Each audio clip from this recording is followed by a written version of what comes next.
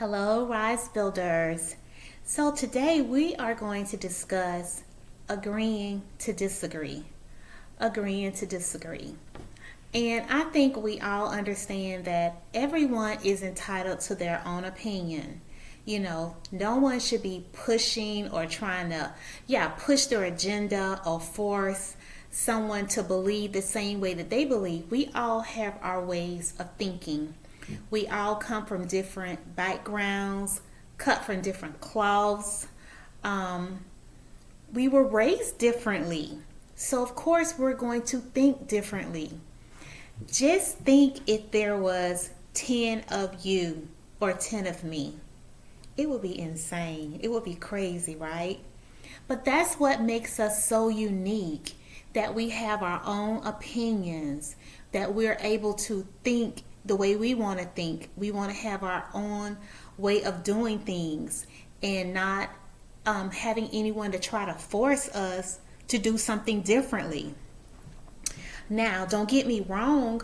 We should have an open mind. We should always be open to growing, learning new things, new ways of doing things. Just because they did it this way for 20 years doesn't mean it can't be enhanced. It can't be more efficient. There's no room for creativity. That's not true. That's not true. There's always a different way of doing something, and sometimes it's a better way. But sometimes people are stuck in their own heads and they feel like my way is the best way. I don't know why I did that voiceover. I don't know where that came from. I'm sorry. But it's okay to agree to disagree. And I would just like for us to discuss that. I want to hear from you in the comment section. How do you handle this type of discussion? What do you do with disagreements? What do you do with those? So the first thing is respecting different perspectives. Respecting different perspectives. Understanding that every person's background, experiences, and beliefs shape their opinions. It fosters mutual respect even when we don't see eye to eye. We're cut from different cloths. We have different economic backgrounds. We come from different places. We've had different life experiences. You may see something one way, I may see it a different way. But who's to say you're right and I'm wrong, or vice versa? But I should always be open to feedback and dialogue. Just the other day, I did a post, and someone came back and said, "No, you just don't always use your gift as receiving income. That's not always true." And that person was absolutely right. And I was like, what? I totally agree with you. You can always learn something or see something from a different perspective. And I am always open to feedback because I don't know everything. I don't come on here being the master of it all. I don't know. That's why I like hearing the comments, because that's the only way I'm going to get a different way of thinking, a different perspective. Now, once I'm locked in with something, I'm pretty much zoned in.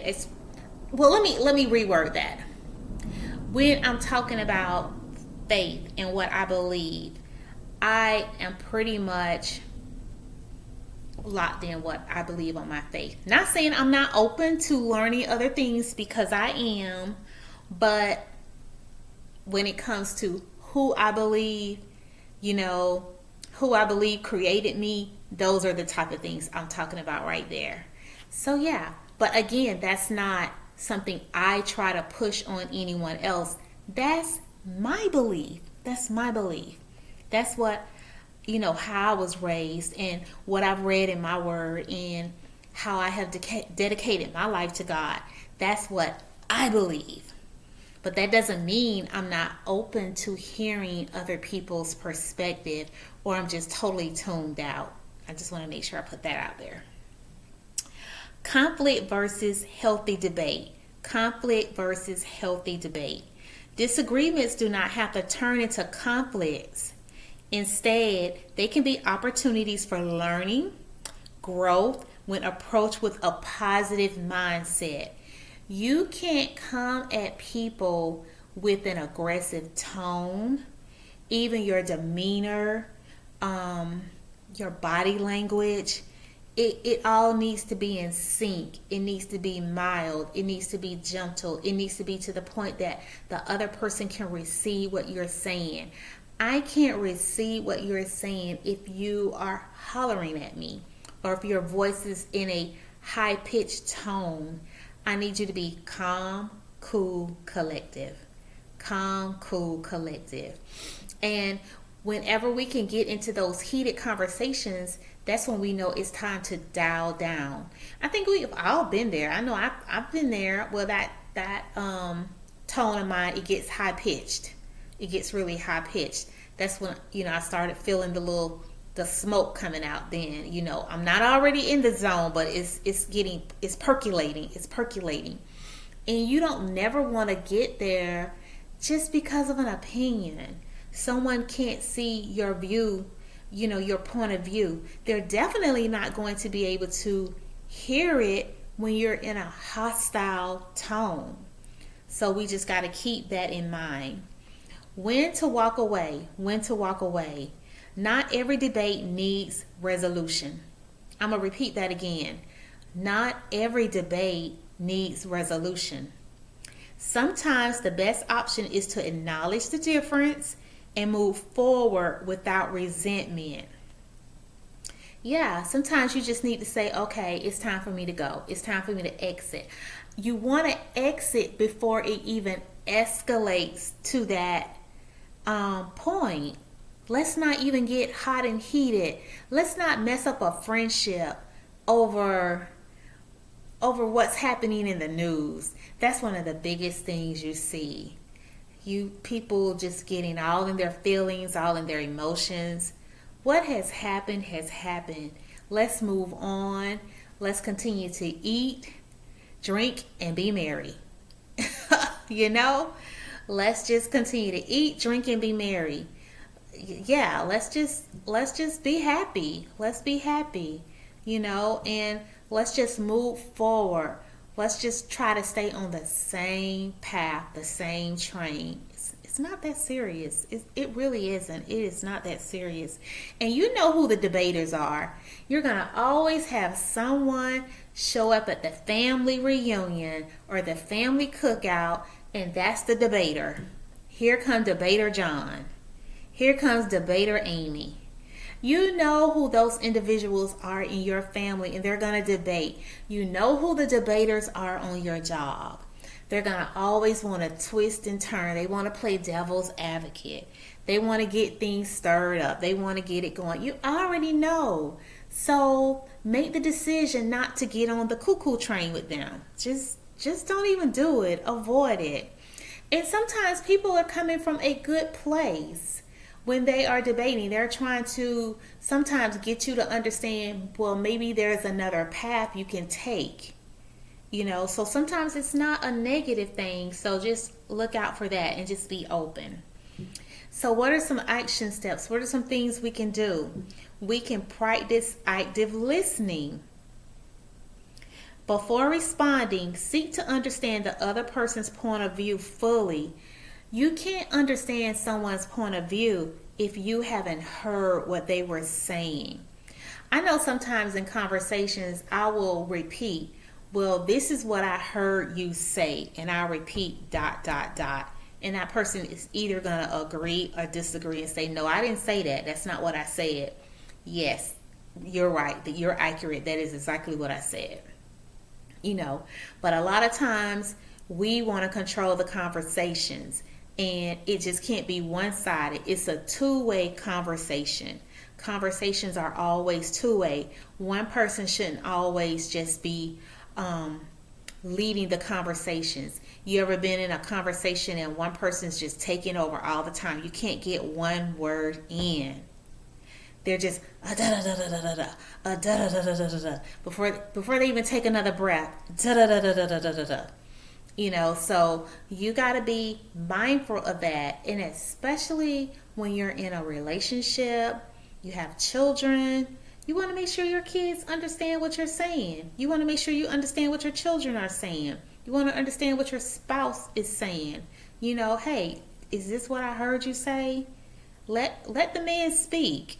Ladies, sometimes we can be chatterboxes. Let him speak. Let him get it out.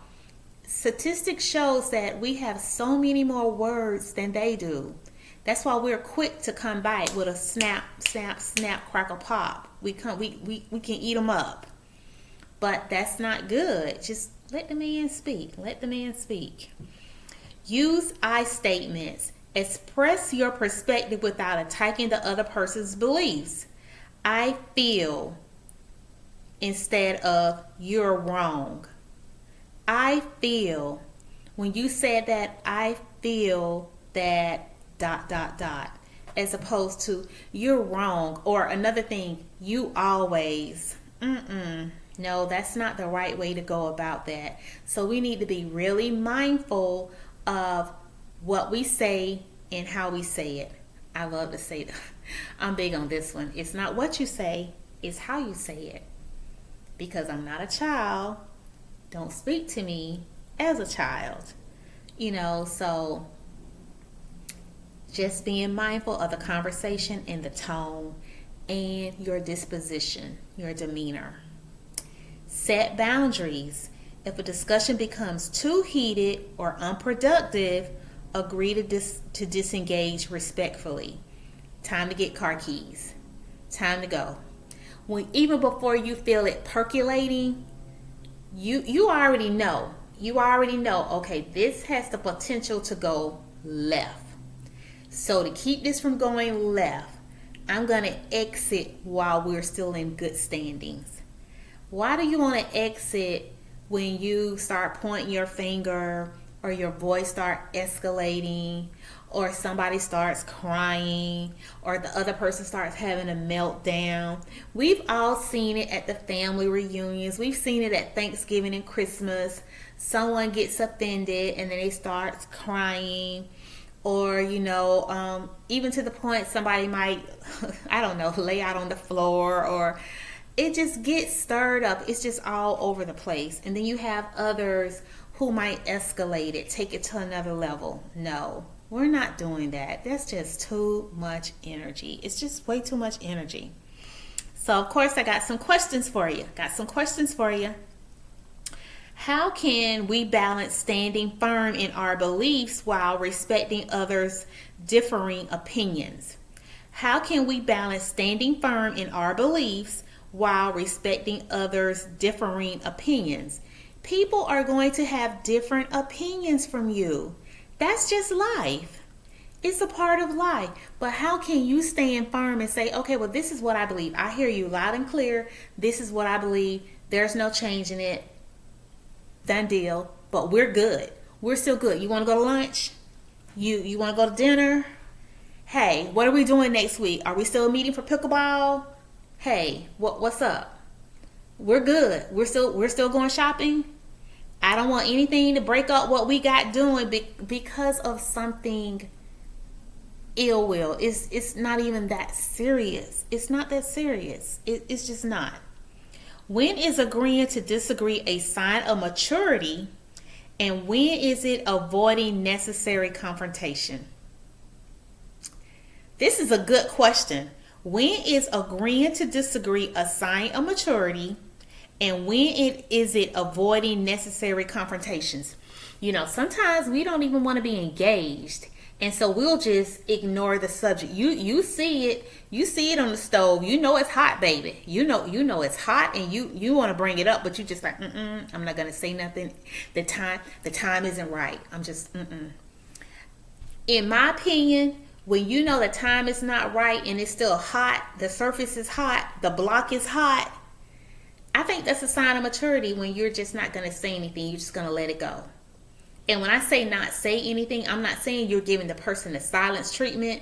You're just saying, hey, not right now. I don't want to talk about it now. This is not a good time. And we have to respect that. When somebody tells you this is not a good time, that's a good time to listen to what they are saying. When they tell you this is not a good time to talk, listen to that person. Listen to them. Now, it's different when you're just trying to avoid the conflict. You don't want to confront. You don't want to confront. At some point in time, you're going to have to address it, because if you don't, bitterness is going to start building up. Resentment is going to start building up. And you're going to start feeling some type of way. And all of a sudden, one day, it's just going to release itself, and boom, there it is. What's the old song? Whoop, there it is. Yeah, that's what's going to happen. So it's best to know when to talk, when to walk away. Know when to hold them, know when to fold them. Yeah, Kenny Rogers, I remember that. All right, so just remembering that, disagreeing is not about compromising. It's not about compromising. It's about standing firm in what you believe. You can stand firm in what you believe, but at the same time, have mutual respect for what the other person is saying. We always need to have a respect level. We just should not be saying anything that comes to our mind because we can say it. And I've spoke about this before. You see a lot of that on social media where people just go crazy on the keyboard because they don't know you. So they'll just say a lot of hurtful things, and they feel like I can just type all this old stuff and just enter, send. Even with text, send. You should not be doing that. You should be showing more self-control. And just remember, it's okay to disagree.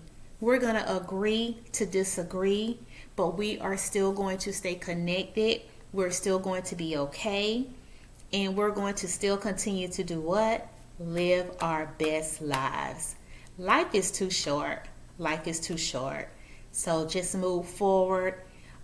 Embrace change as you can. If it's something that you really believe that. Stand on whatever you believe. Hold on to it. Grip it, But always be open-minded. Something may change and you may want to change. So, all right, guys, until next time, continue to grow and glow in the Lord. Take care.